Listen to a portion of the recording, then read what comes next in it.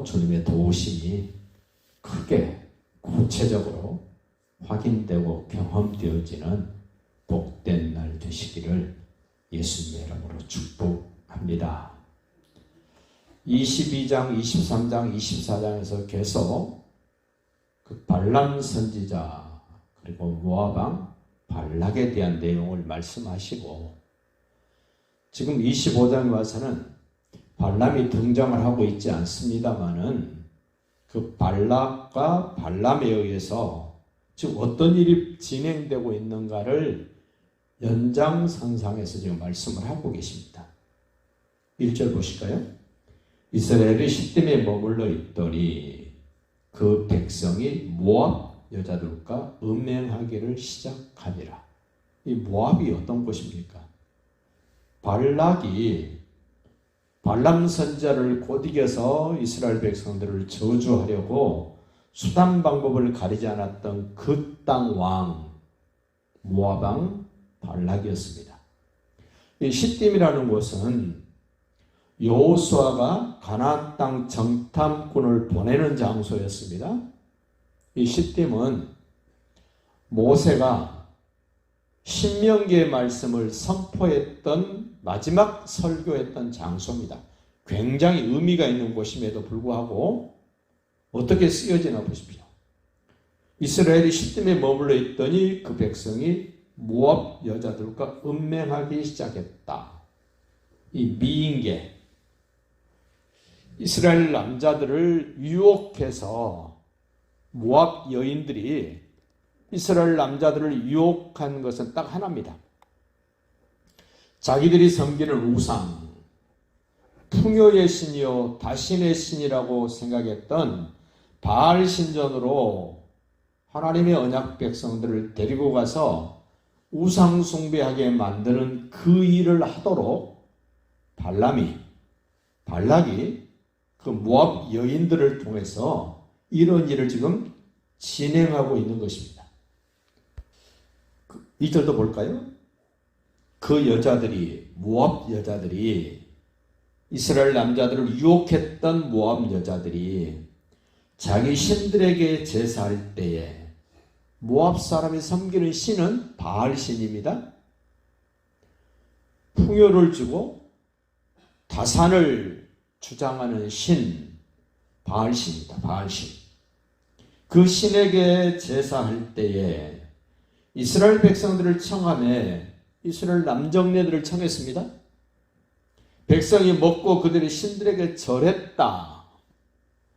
하나님이 가장 싫어하시는 것, 우상숭배입니다.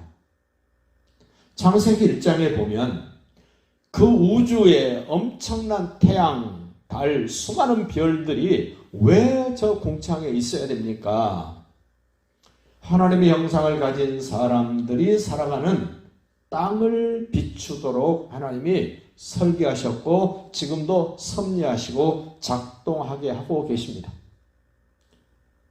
나를 위하여 있어야 될 저 태양, 달, 수많은 별들인데 하나님의 형상이 깨지고 하나님의 말씀을 무시하고 범죄한 이후에 다스리고 관리하도록 맡겨주신 그 피조물들이 신으로 둔갑해버린 것이 뭐냐면 종교였고 그것이 우상숭배입니다.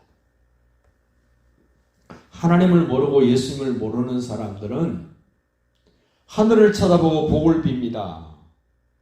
하늘과 땅을 만드시고 주관하신 하나님께 복 달라고 하는 것이 아니라 나에게 맡겨놓으신 그 피조물을 신으로 둔갑해서 복을 달라고 비는 그런 모양새가 되어버린 것이 소위 종교입니다. 그것이 우상숭배입니다. 3절 보십시오. 이스라엘이 바알보올에게 가담한지라. 바알의 아들들에게, 바알의 신전에게 가담했습니다. 절했습니다. 여호와께서 이스라엘에게 진노하시니라. 한 가지 더 기억하십시오. 하나님과 언약 맺기 전에는 우상 숭배를 그렇게 문제 삼지 않으셨습니다. 이집트에서 나와서 홍해를 건너서 시내산에 도착해서 언약을 맺고 난 다음부터는 하나님은 절대로 우상을 숭배할 때 하나님은 그냥 내버려 두지 않습니다. 그래서 지금 바알볼에게 가담한 것을 보고 하나님이 진노하셨다. 진노의 내용을 보십시오. 여호와께서 모세에게 이르시되 백성의 수령들을 잡아 태양을 향하여 여호와 앞에 목매어 달라. 죽이라는 겁니다. 지도자들, 앞선 사람들, 이 사람들이 더 먼저 설레발치면서 바알에게 가서 절했단 말입니다. 우상숭배에 적극적으로 가담할 뿐만 아니라 자기 주변에 있는 사람들까지도 끌어서 바알 신전을 가게 만들었고 바알에게 절하게 만들었던 이 지도자들. 우리 기독교도 마찬가지입니다. 이단도 마찬가지입니다. 앞서가신 분들, 지도자들, 크게 영향을 줄 수 있는 분들 똑같습니다. 여기 수령들, 백성의 수령들, 지도자들, 장로들, 고위직들, 그들을 잡아 태양을 향하여 여호와 앞에 목매어 달라. 그리하면 여호와의 진노가 이스라엘에서 떠나리라. 하나님의 진노를 거두고 싶으셔서, 멈추고 싶으셔서 하나님이 방법을 알려주시는데 지도자들을 태양을 향하여 목매달아 죽여야 나의 진노가 풀어진다. 이러세요. 그러자 5절 보세요. 모세가 이스라엘 재판관들에게 이르되 너희는 각각 바알볼에게 가담한 자들을 죽이라 하니라. 참 하나님은 무섭습니다. 하나님은 어떨 때는 한없이 너그럽고 한없이 사랑으로 은혜를 베풀어 주시는데 어느 순간이 되면 하나님은 가만히 계시지 않습니다.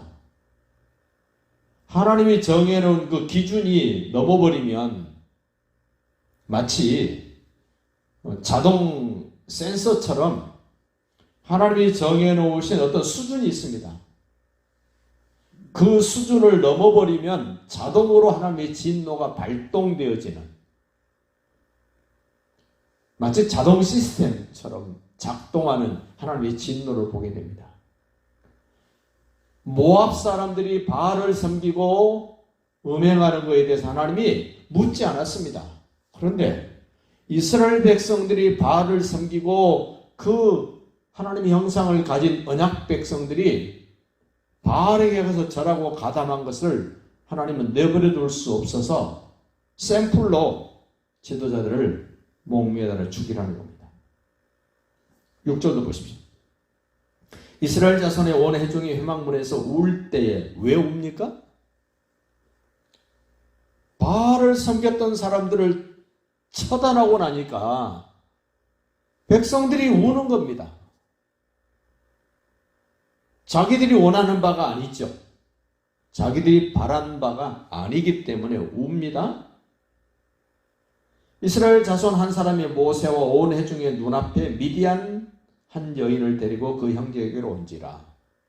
조금 전에 미디안 여인과 바알 신전에 갔다 온 사람을 샘플로 처단한 걸 보고도 아직도 이스라엘 한 남자가 미디안 여자를 데리고 바알 신전에 갔다가 지금 나오면서 이스라엘 회중 앞으로 지금 들어오고 있습니다. 7절 보십시오. 제사장 아론의 손자 엘르아살의 아들 비느하스가 보고 회중 가운데 일어나 손에 창을 들고 그 이스라엘 남자를 따라 그의 막사에 들어가 이스라엘 남자와 그의 배를 꿰뚫어 두 사람을 죽이니 연병이 이스라엘 자손에게서 그쳤다. 하나님의 진노가 세 가지로 나타납니다. 전쟁, 칼, 또 하나는 기근, 재앙입니다. 또 하나는 연병, 질병으로 하나님이 하나님의 사람들을 깨닫게 합니다. 코로나19 보십시오. 끔찍하지 않습니까? 눈에 보이는 바이러스가 얼마나 큰 영향을 줘버렸는가. 우리는 코로나19를 겪으면서 놓쳐버리고 있는 게 하나 있다면 사람들은 세상은 눈에 보이는 것만을 추구하며 따라갑니다. 근데 코로나19를 통해서 우리는 알아야 됩니다. 눈에 보이지 않지만 그 보이지 않는 그것이 얼마나 크게 오랫동안 영향을 주고 있는가를 우리는 알아야 됩니다. 하나님이 코로나19를 통해서 하나님의 사람들을 깨우치고자 하는 것, 보이는 것만 따라가는 세상 사람들과는 다르게 너희는 알아야 돼. 보이지 않는 하나님이 얼마나 중요한지, 보이지 않는 하나님의 뜻이 어떤 결과를 만들어내는가를 너는 알아야 돼. 세상 사람들은 모릅니다. 예수 믿는 사람들만 알게 되는 것. 그 연병을 얼마 죽었나 보십시오. 9절에 그 연병으로 죽은 자가 24,000명이었더라. 603,550명이 남자가 나왔는데 거기서 24,000명이 죽었답니다. 엄청나게 죽은 거 아닙니까?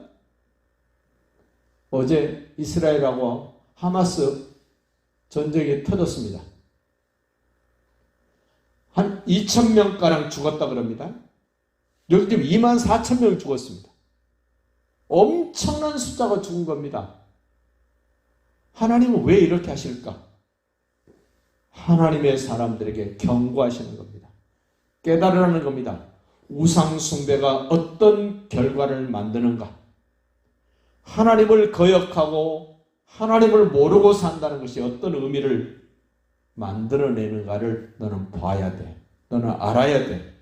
그리고 하나님의 뜻을 따라 살아야 돼 라는 메시지를 주시는 것을 붙잡고 오늘도 승리하시기를 예수님의 이름으로 축복합니다.